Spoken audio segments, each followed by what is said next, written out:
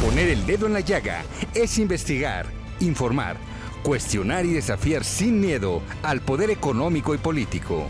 Enaltecer la cultura, la educación y la innovación para generar sociedades libres. Te invitamos a ser parte de este cambio, donde todas las voces se escuchan. Con Adriana Delgado. Hablar de Fabiana Estrada Tena es hablar de muchos años con una trayectoria en el Poder Judicial. Es hablar también de una larga trayectoria en el ámbito académico. Porque se habla de magistrados, se habla de jueces, pero no se habla de lo que costó del trabajo, de la disciplina para llegar a una posición.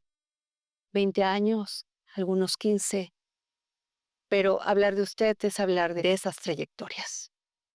Sí, me parece que para todas las personas que estamos en el Poder Judicial, que hemos dedicado nuestra vida al Poder Judicial, eh, han sido paralelas la ruta académica, la ruta del Poder Judicial, la ruta de la carrera judicial. En mi caso, bueno, pues soy licenciada en Derecho de la UNAM, maestra en Derecho por la Universidad de Virginia y pues también desde hace varios años impartido clases en a nivel posgrado y ahora también a nivel licenciatura.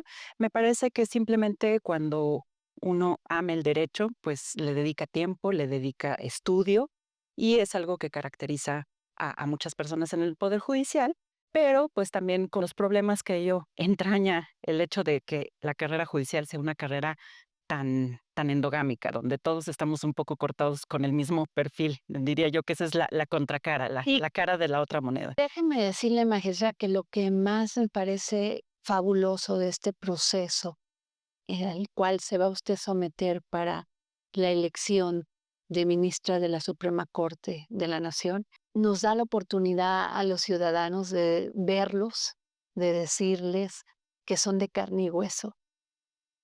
Sí, Eso no teníamos la oportunidad. es cierto, es cierto. Sí, dentro del Poder Judicial ha habido muchas fallas de comunicación, muchas fallas a nivel de la autocrítica. Es cierto que pues somos seres humanos con virtudes y con defectos, todos los tenemos Así es. y estamos personas que hemos dedicado con honestidad nuestro trabajo al Poder Judicial, pero pues como en toda creación humana, también hay personas que han traicionado La la confianza. confianza de la ciudadanía o que no han simplemente tomado la molestia de escuchar las demandas de justicia. Me parece que en este proceso efectivamente es importante señalar que somos seres humanos, que hay buenos y hay malos, pero me parece que como institución sí fallamos. Me parece que como institución sí fallamos en habernos alejado de la ciudadanía, en no haber escuchado estas demandas, en no haber sido sensibles a lo que nos estaba diciendo la gente a través del voto desde 2018 y lo que nos estaban diciendo a través del apoyo a la reforma constitucional. Me parece que nos atrincheramos en un discurso de autoelogio, en un discurso carente de autocrítica y que en el fondo pues estamos viendo también las consecuencias de haber desdeñado la opinión de la sociedad sobre nuestro trabajo. Me parece que más que salir a defendernos y decir que hacemos un gran trabajo y que somos maravillosos, había que entender por qué estas demandas, por qué esta desconfianza hacia nuestra labor. Es la primera vez que escucho que alguien que va a participar en este proceso hace un análisis tan profundo, porque efectivamente así ha sido. Y la ciudadanía, pues, pidió este cambio. Usted se va a someter a un proceso electoral, básicamente es esto. Y yo le quiero preguntar esto porque muchas mujeres nos ven en este momento, muchas quisieran llegar a tener la trayectoria en el poder judicial que tiene usted. ¿Cómo es que decidió estudiar derecho? Es una historia interesante porque yo quería estudiar letras. A mí lo que me ha gustado toda la vida es el idioma, escribir, leer. Desde muy niña me acuerdo que leía revistas políticas en vacaciones a los 10 años. Mi abuelo tenía toda su colección de revistas Ajá. y yo en vacaciones, en Zihuatanejo, Guerrero, que de allá soy, me leía todas las revistas Y veía las y veía el opiniones tema político y me indignaba. Yo estaba indignada con la política mexicana a los 10, 11 años. Amo la literatura, me gusta mucho leer, entonces yo siempre creí que quería estudiar letras hispánicas o letras francesas, pero mi mamá estaba muy preocupada por el tema de que iba a vivir. Eso. Sí, esa es una parte siempre cuando decides este tipo de carreras, ¿no? Sí. Entonces siempre mi mamá, eso sí, como fue siempre una excelente guía en los estudios, en el tema profesional y en diálogo me decía, pues, ¿por qué no estudias derecho? Mira, yo creo que el derecho es lenguaje. Y así me lo dijo, el derecho es lenguaje. Y bueno, pues le hice caso y debo decir que no me decepcioné, que desde el primer día el lenguaje efectivamente ha sido mi herramienta. Yo he dedicado pues toda mi vida a escribir, a escribir sentencias, a escribir dictámenes, a escribir proyectos. Qué interesante. Y Por efectivamente sí, es lenguaje y es el lo que lenguaje. me atrae del. Pero además, me imagino que en esa trayectoria académica, que es sorprendente la de usted, esta parte de la cultura tiene que ver también con juzgar con perspectiva. Sí, sí, efectivamente. Yo creo que todas las personas juzgadoras, aportamos a nuestra manera de juzgar una perspectiva particular, a partir de nuestras propias experiencias, de nuestra cultura general, de nuestras lecturas, de nuestros intereses, aportamos una perspectiva. Y también con la formación y con nuestra experiencia profesional se va adquiriendo otra perspectiva. En mi caso, por ejemplo, si hablamos de perspectiva de género, que es algo con lo que yo como juzgadora estoy muy comprometida, pues es algo que yo reconozco que fue un proceso.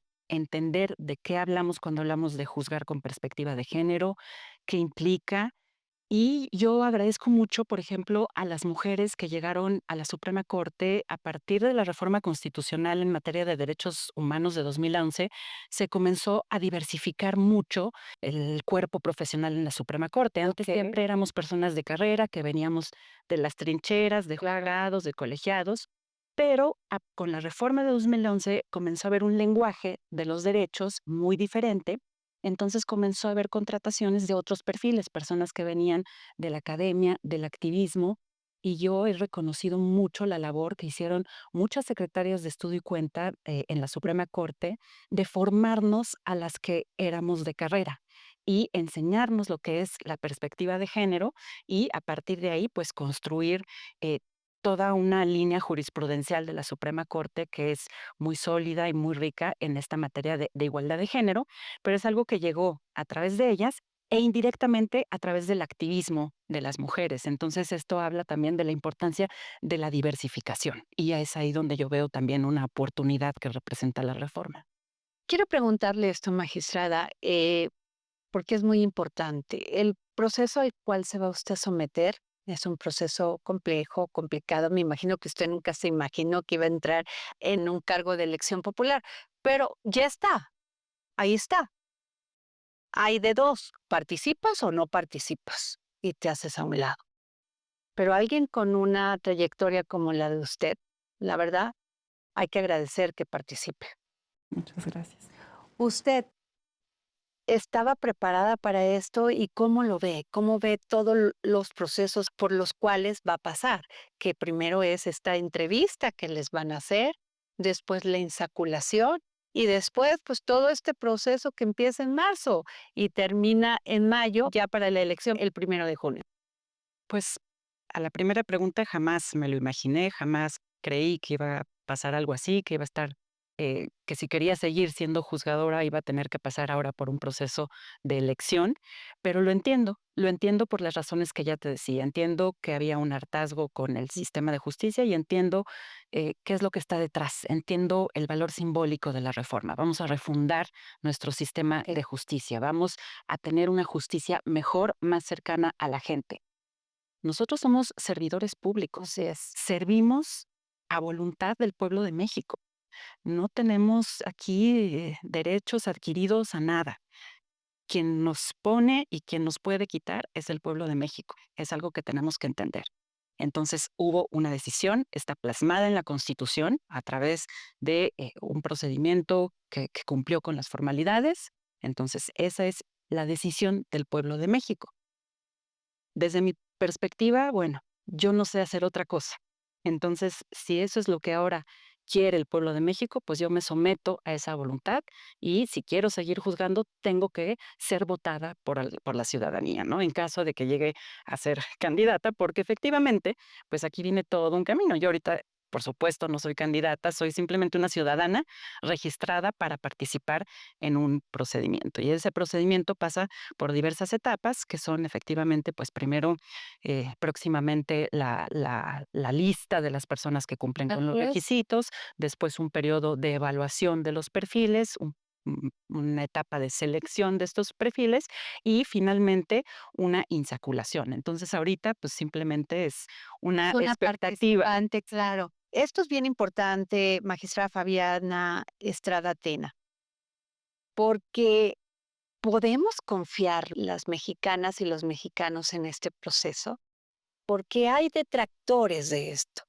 Hay quienes están muy en contra y hay quienes dicen no es confiable.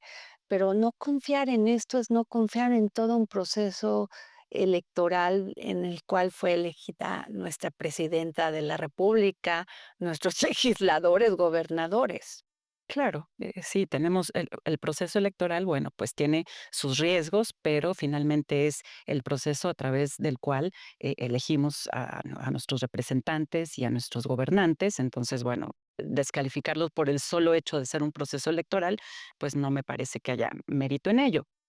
Ahora, también es cierto que, pues, como en todo proceso político, pues, hay riesgos, hay claro, es perfectible el modelo, pero, pues, aquí a lo que creo que tenemos que apostar, pues, es a la construcción de una cultura política en la que podamos, pues, construir, eh, un acuerdo sobre qué tipo de elecciones queremos para elegir al Poder Judicial. Esta es la oportunidad y por eso también decidí participar, porque creo que puedo contribuir a, pues, a establecer un punto de vista de cuál debería ser, una campaña política para acceder al cargo de persona juzgadora, ¿no?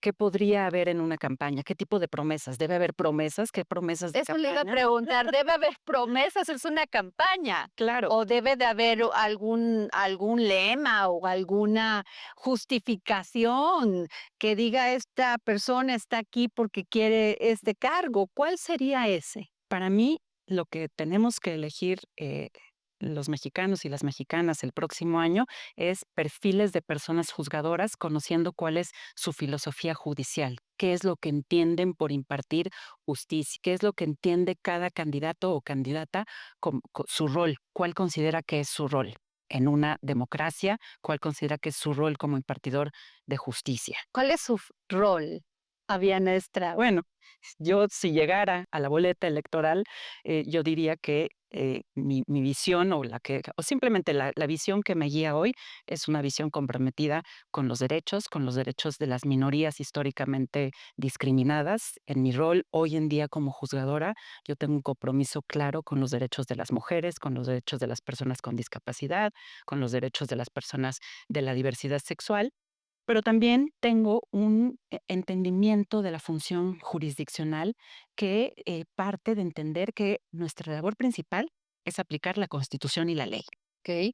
Y cuando decimos que tenemos que aplicar la Constitución y la ley, estamos hablando de hacer efectivas las preferencias plasmadas en las normas. Entonces, esa es una labor promayoritaria. Se habla mucho de la función contramayoritaria de la justicia constitucional, que es imponer límites y poner contrapesos. Es cierto, esta función existe y es importante, pero la función primaria es hacer efectiva la ley y hacer efectiva la Constitución. Y esta es una labor promayoritaria, es decir, hacer efectiva y simplemente hacer realidad una visión plasmada en estas leyes. Entonces, yo diría que tiene que haber siempre un equilibrio entre las distintas funciones de la justicia constitucional. Las mujeres de México. ¿Vamos a tener una aliada en la Suprema Corte de Justicia de la Nación con Fabiana Estrada? No podemos todavía pensar en en eso. Si llegara a la boleta nuevamente, estamos en una etapa muy prematura, pero yo soy, no en la Suprema Corte, yo hoy en día soy una aliada de las mujeres. Y soy mujer y soy una mujer comprometida con los derechos de las mujeres porque entiendo que las mujeres estamos en una posición eh, de inferioridad en el sentido de que no gozamos en la misma medida que los hombres de todos los derechos. Tenemos, ahí existen brechas de todo tipo que nos colocan en esta posición de inferioridad. Brecha salarial, brecha educativa, brecha en acceso a los servicios de salud. Estamos en desventaja en todo porque este es un mundo construido desde una perspectiva pues masculina y un mundo en el que a la mujer se le asignan mandatos de feminidad que tienen que ver con servir al hombre, con agradar al hombre, y a los hombres se les asignan mandatos de masculinidad vinculados y pues son ejercer poder, mantener poder y ser competitivos. Y bueno, sobre esta base de roles asignados, pues tenemos un mundo construido de manera muy inequitativa y esto requiere de corrección. No basta con que digamos que todos somos iguales en la ley y ante la ley, sino tenemos que corregir esta situación. No basta con que haya normas neutras que establecen que todos somos iguales, sino que tiene que haber medidas afirmativas y medidas positivas que logren equilibrar la situación. Este punto es muy importante y se lo planteo así.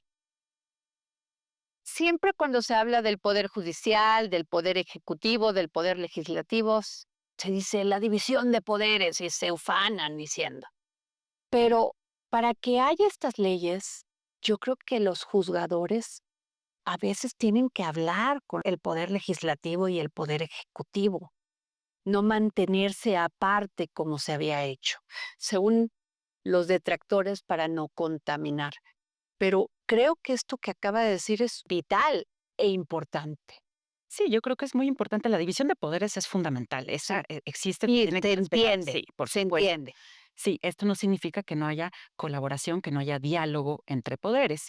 Y bueno, tradicionalmente se entiende que los poderes se hablan entre sí, pues a través de los pesos y contrapesos y a través del ejercicio de sus propias funciones. Entonces, las personas juzgadoras, a través de sus sentencias, tienen que hacer pues dar a conocer esta jurisprudencia, que es a la que se tienen que apegar los otros poderes, pero hoy en día también la comunicación es distinta, ha cambiado mucho, Bien. ¿no? Entonces yo creo que pues ha sido motivo de debate a lo largo de mucho tiempo cuál debe ser el rol de la comunicación, ¿no? De la comunicación social o de la comunicación de las propias personas juzgadoras, y me parece que hoy en día ya queda muy claro que es fundamental y que tiene que ser una comunicación directa a través de los medios que hay hoy en día, a través de redes, a través de medios masivos de comunicación.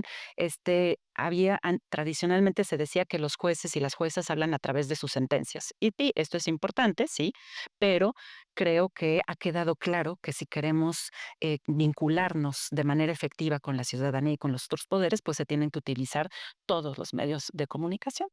Fabiana Estrada, ¿es usted libre? Sí, yo soy ¿Cómo ejerce usted su libertad? Yo ejerzo mi libertad porque simplemente no estoy sometida absolutamente a nada ni a nadie, más que en una sociedad, pues, que todavía nos impone a las mujeres tantos estereotipos y tantos roles y tantas expectativas, pues, creo que nadie somos libres, ninguna mujer, por ejemplo, es totalmente libre porque siempre estamos atadas a estos estereotipos. En mi actuación, en mi función, he gozado siempre de total libertad, siempre he tenido mi propia voz, siempre he defendido mi propia visión, he formado parte de equipos, de proyectos, pero para mí siempre ha sido esencial mantener mi centro y mantenerme siendo quien soy. Y no pertenezco a ningún grupo de nada, a ningún grupo político, a ningún grupo de poder, y eso me da una libertad maravillosa. ¿La justicia debe ser pronta y expedita? Por supuesto, eso es un derecho constitucional. La justicia debe ser pronta y expedita y debe ser además gratuita y debe ser imparcial y debe ser independiente y debe ser cercana a las personas. tenemos muchos casos de que la justicia a veces no es pronta, menos con las mujeres. Es parte de la autocrítica que ha faltado. Realmente sí, a mí me parece que tenemos una deuda pendiente y que el Poder Judicial de la Federación no debería echar la bolita a nadie. No es un problema de las fiscalías, no es un problema de los poderes judiciales locales. Tenemos que asumir nuestra responsabilidad, porque a las personas no les vamos a decir que el problema no somos nosotros, que el problema está en otro lado. A las personas les tenemos que resolver. Entonces, tiene que haber, pues, un compromiso real con la justicia para todas las personas y tienen que establecerse políticas públicas. Me parece que ya no podemos hoy en día dar pretextos. Las cosas tienen que funcionar y tenemos que escuchar las demandas y satisfacer las exigencias de justicia. Esto es inaplazable. ¿Confía usted en este proceso al cual usted ha decidido participar? Confío en el proceso, es un proceso al que me he inscrito y confío en que esto es una reforma que cuenta con el respaldo del pueblo de México y que hay un compromiso de los actores políticos de implementarla tal como fue ideada. La reforma representa un ideal de una justicia mejor y la responsabilidad es muy grande para implementarla con esta visión. Y esto es en el interés de todos los mexicanos y de todas las mexicanas. A nadie nos conviene un poder judicial que no salga fortalecido de esto. Me parece que todas las personas tenemos que estar implicadas en eso y que los incentivos para que salga bien son enormes porque lo que está de por medio pues es la viabilidad de nuestro país. Entonces, yo confío en que las personas que están implementando la reforma tienen esta visión de que es una oportunidad y que se tiene que tomar. Magistrada Fabiana Estrada Tena, usted ha desarrollado su carrera, una parte de su carrera, pero su corazón es guerrerense. Sí, sí, sí. Mi mamá es de Guerrero y yo crecí yendo todas las vacaciones a Zihuatanejo. Mi abuelo era campesino y comerciante. Él tenía una plantación de mangos y después tuvo el primer cine de la Costa Grande. Entonces, para mí Guerrero es algo muy cercano a mi corazón, es parte de mi identidad y me va a acompañar siempre, mi estado. Lo considero mi estado. Las mujeres guerrerenses son mujeres fuertes, son mujeres de lucha, son mujeres de combate. Y espero haber heredado de ellas esa fortaleza a través de mi madre y siento un gran compromiso con esa visión y con esa presencia que tienen en el mundo. La manera que tienen las mujeres guerrerenses de plantarse ante el mundo es algo que admiro muchísimo y espero tener algo de eso. Muchas gracias, magistrada Fabiana Estrada Tena. Gracias, Adriana. El próximo jueves, en El Dedo en la Llaga. A lo largo de este 2024, contamos con la presencia de grandes líderes de opinión en el ámbito social, cultural, político, económico y deportivo. En este programa especial vamos a recordar algunos de los mejores momentos de estas maravillosas entrevistas que marcaron este año y donde pusimos el dedo en la llaga.